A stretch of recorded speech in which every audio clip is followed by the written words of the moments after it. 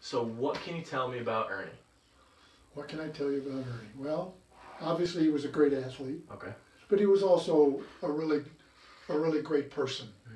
Ernie was, even in high school, I think we all knew that he was going to be big, going to go on to bigger and better things. Something special. But he never in 4 years of high school did I ever know him to, act like he was better than anybody else, or he was always very, very low key, very. I don't know if humble's the right word, but he was never full of himself. He was a good student, he was a good athlete, and he was a good person. I mean, he just was an all around good guy. So, but sports wise, he was the best. Really? I mean, of course, you all know about football. Yep. You all know about his basketball. Yep. In fact, a lot of people thought that he might better have gone to college as a basketball player than a football player. Yes, I heard some people say that. I mean, that's how good he was. Really? So now, what was your opinion? Did you see him play basketball? Oh yeah, You did? Junior and senior year they won 52 straight. Yeah, that's what I thought. So, Yeah. what do you think? Do you think he could have went Division I for basketball? Oh, I think so. Absolutely, Really? absolutely. Now, back then, he probably would have been I don't know. He was a big forward. That's what he played in high school. Okay. Because we had a center. So, but I think he probably would have stayed at that position. But I mean, he was 6'2", 6'3". Okay, oh, big dude. I mean, he was a big dude. Yeah, I think he's like 6'3", 200. 200, 210. Yeah. So he was a big guy. Okay. But he was smooth. I mean, on the basketball Really? court, he was silk. And he had the sweetest touch on a jump shot you ever saw in your life. So yeah, a lot of people thought, basketball would have been his forte, that he would have gone on. Exactly, yeah. But football was what he liked, so. Wow. That's But incredible. on the football field, none were ever better. Really? And practices, I mean, we used to say that the worst thing that could happen to you in practice was to be across from Ernie in a tackling drill. Because he would drill you. Really? I mean, he was all out, 100%, and there was no let up. But he just made it appear so easy. Yeah. It was just, Mm-hmm. and I mean, I remember one occasion over at the old Parker Field where we used to play. Okay. The baseball diamond was over on the other end of the field where the football field was. And it was in the spring, and he ran. Ernie played baseball. 7th inning, they were having a track meet at the same time. They go over and get Ernie. He goes in the clubhouse, puts on his track shorts and his spikes, comes over and runs the anchor leg on the 440 relay. And then goes back to the baseball game? Well, no, the game was over by then, but Oh my God! So. Yeah. So I mean, that's the kind of athlete he was. He was my that versatile. Gosh, that's absolutely incredible. Yeah. So. Oh my God. But yeah, he was a good guy, and he was never, like I say, you never got the feeling that he was, thinking he was better than anybody else or anything like that. Yeah. Of course, he lived right across the street from the school. Yep. That's where he and his mom lived. Okay. And so, he was just there all the time. So. That's incredible. So, Yeah. do you have any other vivid memories with Ernie? Oh, trying to think.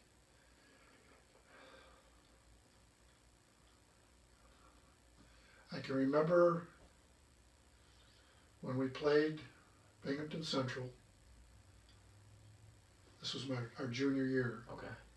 And Binghamton Central had been bad-mouthing us for all year long. Oh, really? Yeah, they were not, the most didn't look kindly toward us. Okay. And in fact, the year before we had gone down there and played, and I'm trying to remember, I think they beat us the year before. Anyway, there was a lot of, and I don't know how you're going to do this, but there was a lot of racial stuff that went on between. Yes. Okay. And that's what my next question was going to be. Okay, there was a lot of racial stuff between that school, not within our own school, but with the other schools. So not so much within like Elmira High School. No. Okay. But there was stuff, especially it seemed to be from. Anyway, the weeks before the game, there was stuff in the Binghamton paper about, how they were going to come up here and basically kick our ass, and that they sang on the way to practice and they sang on the way home. Oh, jeez. And all this stuff. So they come up here. So we're in the clubhouse before the kickoff, and Marty Harrigan, who was the coach, he's talking to us, and he says, and we had Ernie, and there was Frank Cox and Dave Green and Sammy. What was his name? He was the big tackle. But anyway, and Marty said to him, "Now you remember what happened last year?" He went over to Sam Brigham, and Sam was sitting like this, and he says, he put his hands on Sam. Sam was a big tackle. Put his hands on Sam's head. He says, "Last year they called you a nigger. I just want you to remember that." Oh my God. Well, Sam got up and he tore the door off the clubhouse going out the door. I mean, that's how psyched we were. Oh my God. Well, Ernie ran, I think, that game. I don't know how, but he just ripped them apart. Just ripped them apart. Oh my gosh. I mean, it was that kind of game, and Really? we beat them like 48-19 or something. We just slaughtered them. Oh. And I remember that game, but Ernie again, it was in here. He felt it, he knew it, and he says, "I'll show you." Yeah. So that's just the way he was. Like showing it on the field rather than doing the talking. Yeah, right. Yeah. That's. Yeah. My gosh. Walk the walk. That's. Yeah. Absolutely. But there were other times. I mean, he was in student government. Yeah. He was well liked by. I never heard anybody say a bad word about Ernie Davis. Oh my gosh. Even when he went off to school. I mean, of course, you've probably seen the movie. Yes. Yes, the movie. Yeah. Yeah. They took a few licenses with the movie. Yeah. A small fry. He wasn't a running back. Yeah. Because he was too big. Exactly, and that's He was a lineman. Yeah. And they didn't take the bus to the Cotton Bowl. Yeah. So. And then there was a few other, like you mentioned before, like the racial tensions. Like how much adversity did Ernie overcome? Like how did he ever talk about it or mention it in high school? And like I remember you saying that in Elmira it wasn't bad necessarily, but when you played Binghamton it was. So was that the same for all the other teams that you played? No, I don't remember. I don't remember it being that way. Like of course our big rivalry was with Southside. Yes. Inner city. Yeah. And I don't remember. Of course they didn't have a lot of African Americans. I'm trying to think if Southside had any. I don't remember any African American kids that played for Southside. Okay. But I don't think there wasn't a lot of, and there wasn't any in school. Okay. And he may have had some problems. But he never spoke about it. But he never spoke about it. Okay. And I think if he ever did have a problem, it was with some of his peers. Okay. Some of his African American friends who might have been a little jealous. But But there was never anything said on his part. Okay. He would never have. It would have never come up. Gotcha. But I mean, and then of course you saw in the movie what happened when he went to Syracuse. Yeah. That was just on a bigger scale. Yeah, I mean for him to overcome that and for him to block it out is something that is just so incredibly so incredible for him to do that. Just be able to the death threats and hate mail he got. Mm-hmm. And just being able to go on and still rush for however many yards he rushed during the Cotton Bowl. Yeah. When they played Texas. So. Yeah. Well, it's funny. I was we lived in Binghamton, and I had back surgery one year down there. This was after, I'd been out of school for a while, and I was in a hospital room with an older gentleman, and I come to find out that he was a referee. He had been one of the referees in the Cotton Bowl game. No. Yeah. And I told him who I was, and I played with Ernie, and he says, "Oh yeah." He says, he was unbelievable in that game. He said he just couldn't imagine a guy being able to do what he did Yeah. and being hurt Yeah. because he hurt his ankle. Yes. You know? So anyway, it was kind of neat to hear it from somebody that, you know, was there. And, you know. Yeah. Yeah. And just he's Yeah. like a magician almost, basically. Yeah. But he was quite a guy. He really was. And we used to have a lot of fun. He was a great. He loved to play. He was a great practical joker. Really? Yeah. I mean, he was the prime. I don't know if you ever heard about guys pouring stuff in your jockstrap. You know, Yeah. the liniment. Yeah. Oh, that's one of his favorite tricks. You know, he'd love to do that. To, you know, just to get back, and of course we do it to him too. Oh, yeah. Just to, But yeah. I mean, so it's by the sounds of it, he had great relationships with everybody. Oh, he did. Just, yeah, he absolutely did. Really. Yeah.